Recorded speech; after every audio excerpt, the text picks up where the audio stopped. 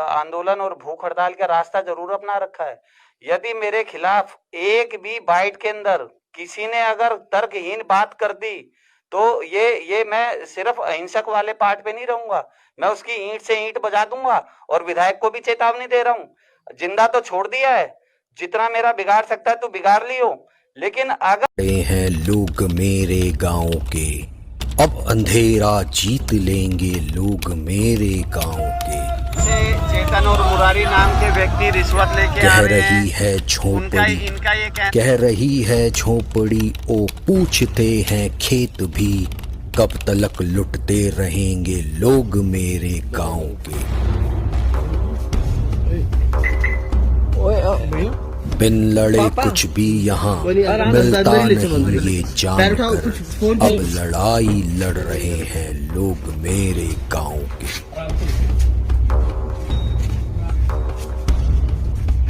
कफन बांधे हैं सरों पर, हाथ में तलवार है, ढूंढने निकले हैं दुश्मन लोग मेरे गांव। 4 दिसंबर को प्रगतिशील लोकमंच के संस्थापक श्री विनीत उपाध्याय जी एक अनिश्चितकालीन भूख हड़ताल पर बैठे, जिसकी मांगे थी सेक्टर 23-24 को जोड़ने वाली श्याम कॉलोनी के अंतर्गत आने वाले रोड को फुटपाथ व पानी निकासी के साथ बनाया जाए।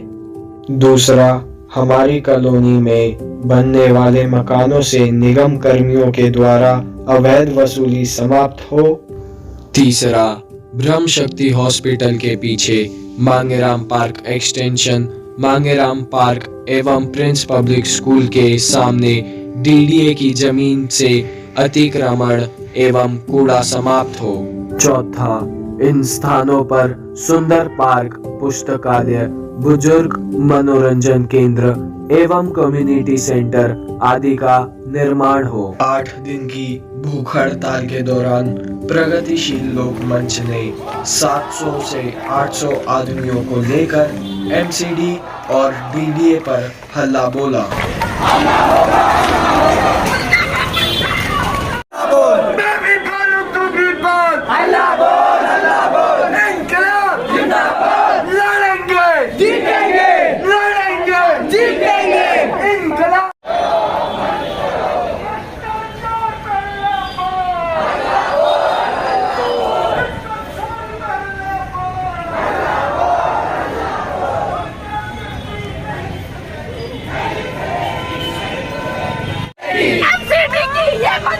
नहीं चलेगी, नहीं चलेगी,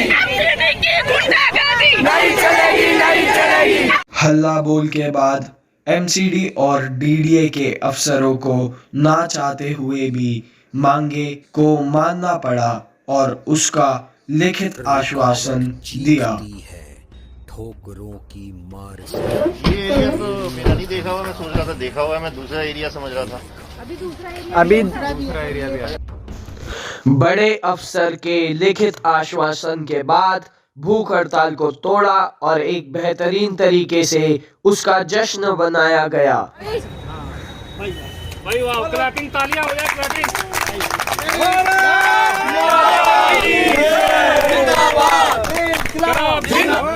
बिहार के लाला अजियो हजार साल।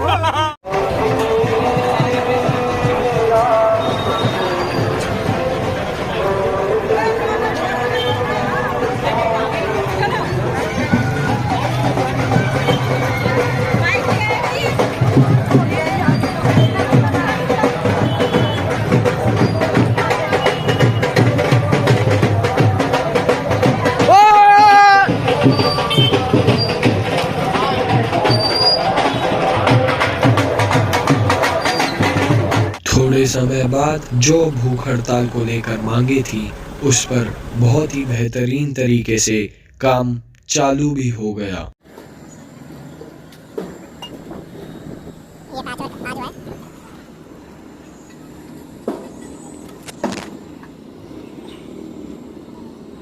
थोड़े समय बाद प्रगतिशील लोकमंच एक और भूख हड़ताल पर बैठ गई, जिसका कारण था अंबेडकर हॉस्पिटल के गार्डों से नौकरी पे लगे रहने के लिए घूस मांगी और जो गार्ड घूस नहीं दिया उसको निकाल दिया गया। जितने भी पुराने गार्ड थे उनको सबको बाहर निकाल दिया और जो नए गार्ड हैं उनको अपनी ड्यूटी ही नहीं करने आ रही। ये गार्डिंग पब्लिक गार्ड कौन कर रहा है? यहाँ कोई गार्ड नहीं है। नई एजेंसी आई है Gorkha security. Gorkha security I हुई है। अब वो कोई भी सोशल डिस्टेंसिंग नहीं है। कोई भी सोशल डिस्टेंसिंग नहीं है। और ये मैं चाहती हूँ पुलिस प्रशासन देखे और तब ये गार्डों के लिए बोले। आया था तो उस समय इतना नहीं था। 10 तारीख से पहले यहाँ पे कुछ था ऐसा तो फिलहाल कुछ नहीं था। अब 10 तारीख के बाद से ये सब हो रहा है। ये भैया बता रहे हैं कि यहाँ 10 तारीख से पहले जो पुराने गार्ड थे वो इतना अच्छा मैनेज करके रखते थे। कोई बदतमीजी नहीं थी, कोई कुछ नहीं था। अभी जो गार्ड आए हैं अब उनके अंदर वो नहीं है।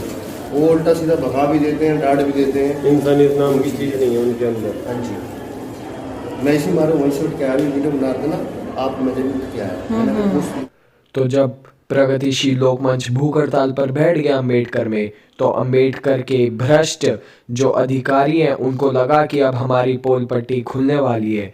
तो इससे बचने के लिए पहले उन्होंने पुलिस वालों से दबाव बनाने की कोशिश करी। ठंड में ही करेंगे। हाँ।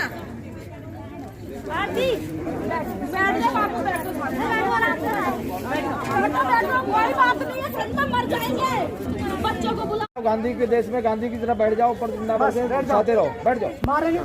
एक बात बताओ, अगर हमें तुम्हारे मुसीबत करना होता है तब मुसीबत में हो तब यहाँ से रुक थे बता दिए परमिशन भी आ जाएगी इंटीमेशन के साथ। सर परमिशन आ जाएगी और आ रखी है, दोनों में फर्क है। दूसरी चीज आ जाएगी और आने में दोनों में फर्क है। इतनी ठंड में आप अगर पर्दा भी नहीं ऊपर छत पे बिछाने दे रहे तो आप ये हमें आप एक बात बताओ, किसी के घर में बैठ जाओगे क्या बिना उसकी परमिशन के? किसका? ये हमारे टैक्स से बना हुआ हॉस्पिटल है।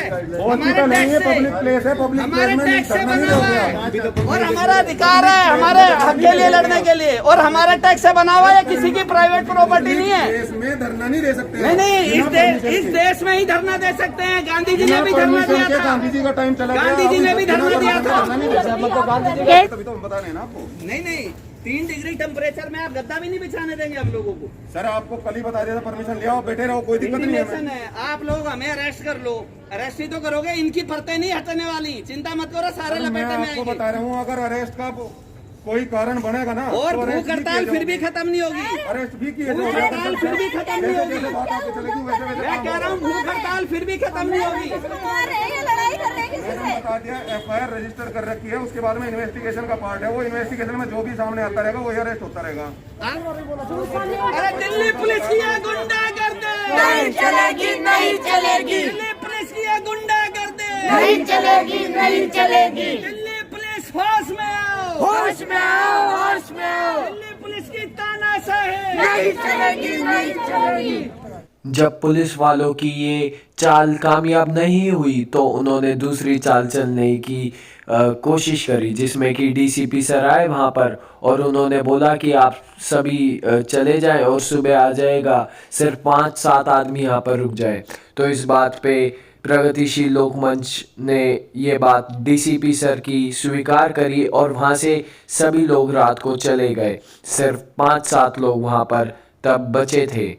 तो जब लोग चले गए और उसके कुछ ही देर बाद वहाँ से पुलिस फोर्स हटा दी गई और एकदम से अम्बेडकर की सारी लाइटें बंद हुई और विनीत उपाध्याय और उनकी टीम पर एक जानलेवा हमला हुआ।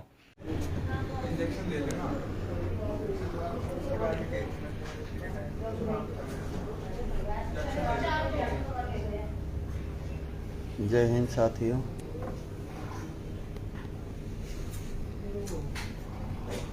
विधायक महेंद्र गोयल को बड़ा दुख हो रहा होगा।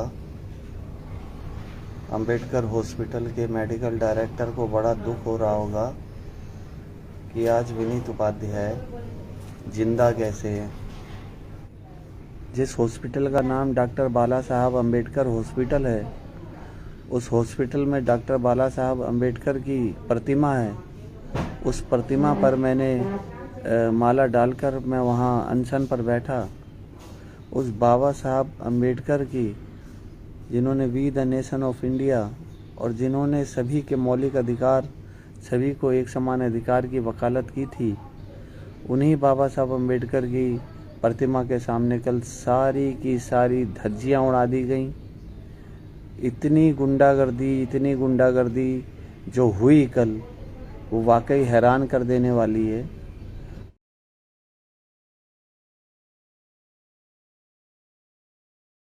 इतना सब होने के बावजूद विनीत उपाध्याय न डरे न झुके और जानलेवा हमले होने के बाद भी उन्होंने अपनी जंग को जारी रखा। गोयल जी रिठाला विधानसभा के श्री विधायक जी महेंद्र गोयल जी के ऊपर जब ये आरोप लगा रहे हैं, या किसी के ऊपर भी, जैसे पीछे इन्होंने शुभम त्रिपाठी पे बात रखी थी, अब ये क्या बोलते हैं वार्ड 25 से गुरुदीप दत्ता जी के विषय में बात रखें, ये सब तमाम लोग अपनी बातें क्यों नहीं रख रहे हैं? ये सबसे बड़ा भी मैं क्लियर कर दूं। मैं आपको एक चीज बता रहा हूँ, मैंने एक दिन आपके मीडिया पे या ऑन लाइव में मैंने बोला हुआ है, मैं बोल रहा हूँ पूरी हिम्मत से बोल रहा हूँ और मेरे सारे शरीर में नील है, उसके बाद भी बोल रहा हूँ, यदि मेरे खिलाफ मैं अहिंसात्मक आंदोलन और भूख हड़ताल का रास्ता जरूर अपना रखा है, यदि मेरे खिलाफ एक भी बाइट के अंदर किसी ने अगर तर्कहीन बात कर दी तो ये मैं सिर्फ अहिंसक वाले पार्ट पे नहीं रहूंगा, मैं उसकी ईंट से ईंट बजा दूंगा। और विधायक को भी चेतावनी दे रहा हूँ, जिंदा तो छोड़ दिया है, जितना मेरा बिगाड़ सकता है तो बिगाड़ लियो, लेकिन अगर मेरे बारे में एक भी सिंगल गलत स्टेटमेंट तेरे और तेरे चमकुचों द्वारा दे दी गई तो बख्शूंगा नहीं, किसी भी हालत में बख्शूंगा नहीं, ये ध्यान रख लेना। अच्छा, एक चीज, समय समय पर बुध विहार में जो भी समस्या आती थी उनको प्रगतिशील लोकमंच वहां पर जा कर के सॉल्व करती थी। सिर्फ झूठे वादे और बेफालतू का दिखावा ना करते हुए प्रगतिशील लोकमंच जमीन पर काम करती। उसी टाइम एक बुध विहार में बहुत बड़ी समस्या है पानी की, जिसमें कि प्रगतिशील लोकमंच ने उस पे हल्ला बोला और उस पे बहुत ही बेहतरीन तरीके से कामयाबी पाई। बुध विहार फेज 2 के अंदर इस समय बहुत ही एक भयंकर और भयावह स्थिति का सामना हम लोग कर रहे हैं। बुध विहार की तमाम कॉलोनियों के अंदर फेज 2 के अंदर, चाहे वो मांगेराम पार्क हो, चाहे वो मांगेराम पार्क एक्सटेंशन हो, तमाम कॉलोनियों के अंदर या तो पानी आ ही नहीं रहा और यदि आ भी रहा है तो बहुत ही गंदा पानी आ रहा है।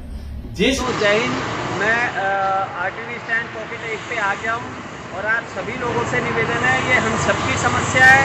आप सभी जने जल्दी से जल्दी जो हमारी गाड़ियां अंदर कॉलोनियों में भर रही हैं, आप जल्दी से जल्दी यथासंभव विशेष ध्यान रखेंगे। हल्ला बोल, हल्ला बोल, हल्ला बोल, हल्ला बोल, हल्ला बोल, हल्ला बोल, हल्ला बोल, हल्ला बोल, हल्ला बोल। कुछ समय बाद जहां पर कूड़े का ढेर हुआ करता था, वहां पर प्रगतिशील लोकमंच ने अपनी पूरी मेहनत से और भूख हड़ताल के बाद जो उनकी मांगे थी उसको पूरा करते हुए दिखाते हुए वहां पर एक बहुत ही शानदार क्रिकेट टूर्नामेंट करा। यहाँ पर जेसीबी डंपर लगे हुए हैं, तो आइए एक बार बात करते हैं। हमारे साथ अभी क्रेन में बैठे हुए हैं विनीत उपाध्याय जी, जो कि संयोजक है प्रगतिशील लोक मंच के, और कहा यूं जा रहा है कि उनकी भूख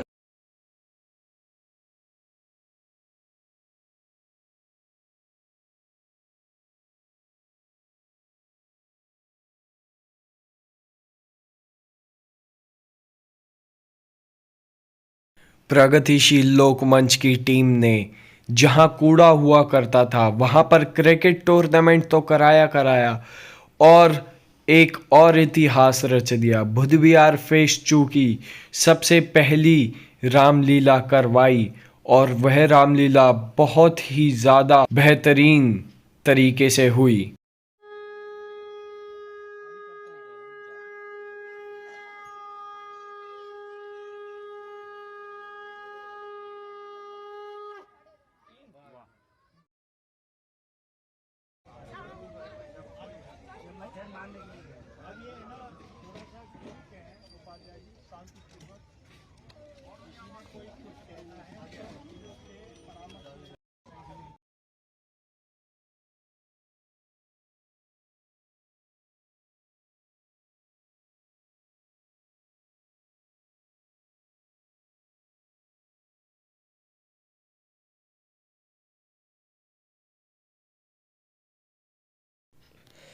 क्रिकेट टूर्नामेंट के साथ प्रगतिशील लोक मंच ने छठ घाट को भी साफ कराया और साफ कराने के बाद एक बहुत ही बेहतरीन छठ का महापर्व मनाया गया।